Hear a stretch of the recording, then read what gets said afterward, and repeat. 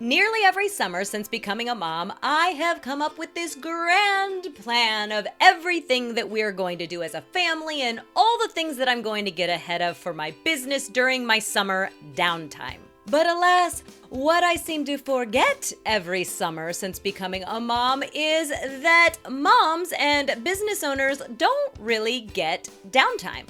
There's just always something going on. In fact, I feel like every summer is getting busier and busier and shorter, and yet I still envision myself doing way more than is humanly possible over the course of those 3 months. But this year, I am taking a different approach. Sure, I still have a grand plan of the places that I want to go, or the rooms that I want to get organized, or the updates to my website that I think that I'm going to make. Because the planning and the dreaming, that is where us ADHDers excel. It's what makes things creative or fun for us. But I am also going to be applying the strategies that we are discussing today to my grand summer plan because, as with all things ADHD, awareness is power. By creating awareness around what I'd like to be doing along with my actual available time and energy, and then looking at a range of outcomes that I would consider success, I can actually continue to make progress on my goals and my grand summer plan. But before we start strategizing for our successful summer, let me introduce myself in case you are new here. I'm Christy Lingo, the ADHD Mompreneur. I'm an ADHD accountability coach for ADHD mom business owners who need help breaking their big ideas down into more manageable chunks. Then I follow up with you to make sure that you are making progress and staying on track. Also, you can continue to consistently work towards your goals. I also have a lot of firsthand experience with ADHD because I myself am diagnosed and I am also the parent to an ADHD child. To learn more about my coaching programs and how I could support you in making your big ideas into the success you know is possible, visit my website at theadhdmompreneur.com. So what I would actually like to focus on today is less about the step-by-step process of creating a plan or setting goals, because us ADHDers are actually pretty good at the planning part. I would dare say that if planning something out were all you had to do in order for it to be a success, us ADHDers would by far be the most successful people on the planet. It's when it comes to the follow-through, or the task initiation, or the motivation to stick with something after the initial excitement wears down. That is where we struggle. And that's why I want to focus today on what we can do as ADHD moms and ADHD entrepreneurs to create a little bit of structure and routine around the spontaneity of summer. I want you to stay on track, but also realize that there is a bit of wiggle room when it comes to what success looks like for your business or for your family plans this summer.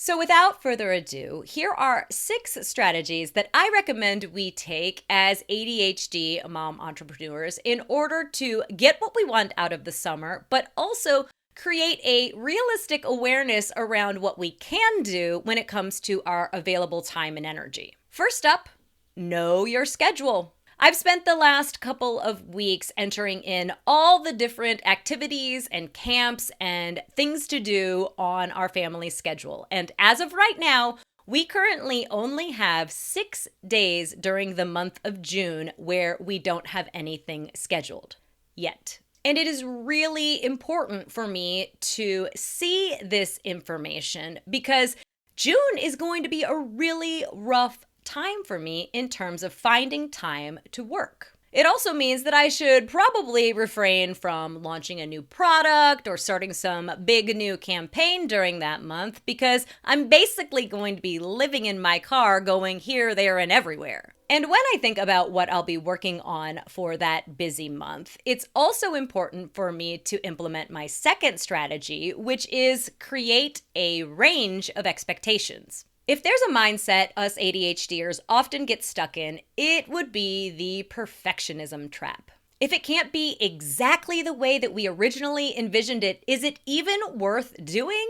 Well, usually yes. But it can be really difficult for us ADHDers to start a task or continue working on one if we don't feel like it can be done the right way. By creating a range of positive outcomes, we can actually make progress towards completing this task or project without feeling like if I can't do it this way, then I'm not going to do it at all. An example of a range of outcomes may be my recent foray back into the social media world. My best version of this plan was to create 6 pieces of content that would be rotated through 6 different platforms over the course of 2 weeks, then rinse and repeat. And I have yet to accomplish this. But what I have accomplished, I would consider my better version of my social media plan, which is to create the content and then try to post to each platform at least once per week. And if life gets in the way, as it often does at the end of the school year with band concerts and soccer tournaments, I would allow myself the good version of my plan, which is to create the pieces of content and then at least try to get one piece out to each platform over the course of 2 weeks. Good, better, best. All of them get me towards my overall goal of getting myself back out onto social media. It's just some are a little bit more robust than others. And speaking of modifying plans because life gets in the way, it's also very important to embrace flexibility. No matter how much you plan ahead or put things onto a schedule, there are always going to be opportunities or events that pop up out of the blue and throw a monkey wrench in even the most well thought out plan. Being flexible with what we can and will do when these instances occur can go a long way in helping us continue to make progress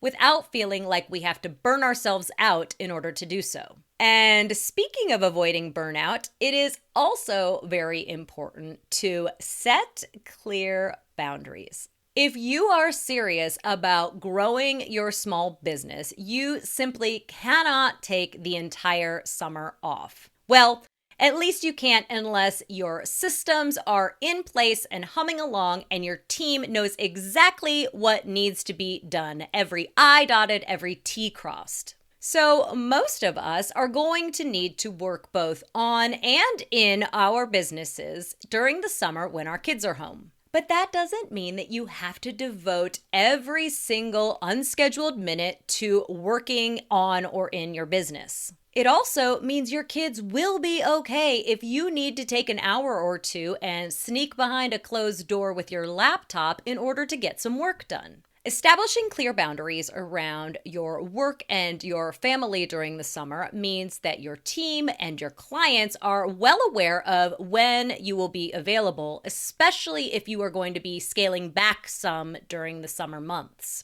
It also means that your kids are aware that there are some days that mama's gotta work. And if that nasty mom guilt starts to rear its ugly head because you're worried that kids will be bored, that you're not planning some sort of entertainment for them every single waking minute, remind yourself of the amazing example that you are setting about hard work, dedication, commitment, entrepreneurship, and setting boundaries. Another key way to combat potential burnout as you juggle all the things during the summer months is to remember you. We've talked about the kids' schedule, we've talked about the work schedule, but what about you? What have you done for you lately? Or what do you plan to do for you this summer? Planning to recharge your batteries regularly during the summer months doesn't mean that you have to plan some extravagant trip by yourself or monthly spa days. But it can be extremely helpful for our energy and our mood if we are able to plan some time, preferably daily, to do something that is specifically for us. Think Reading, working out, cooking, baking, crafting, listening to music or a podcast that you love. Anything that you do that would bring a smile to your face or the thought, man, I really enjoy this while you're doing it. And finally, if you are struggling to juggle all the things, or if you look at your schedule and think to yourself, there is just no way I'm going to be able to do any of this, let alone all of this, it may be time to ask for help. Is there someone on your kids' summer sports team that you could create a carpool with so that you're not the one who always has to drive to and from practices? Could your spouse or your kids be in charge of a meal or two during the week? Should you hire someone to create and post for your social media over the summer? Help can come in a lot of different forms. And just a reminder, there is no prize for burning yourself out trying to juggle all the things and be everything everywhere all at once. So as you look at your summer schedule and start to create a range of outcomes that you would consider a success for your summer goals, as you embrace flexibility in your schedule and set boundaries around the things that are really important to you as a mom and as a business owner, and as you make sure that you are taking time to take care of yourself, be sure to also look for places where you can ask for help so you don't have to do it all. I'm curious, when you think about past summers and trying to juggle all the things with your family and your business, are there any particular struggles that stick out to you?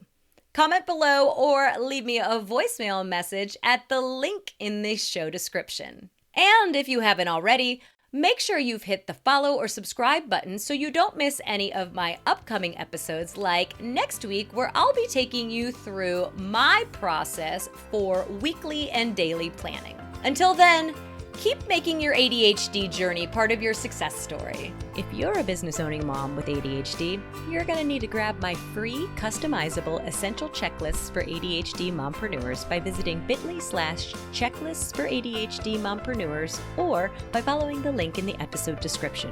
Do it now before you forget. Until next time.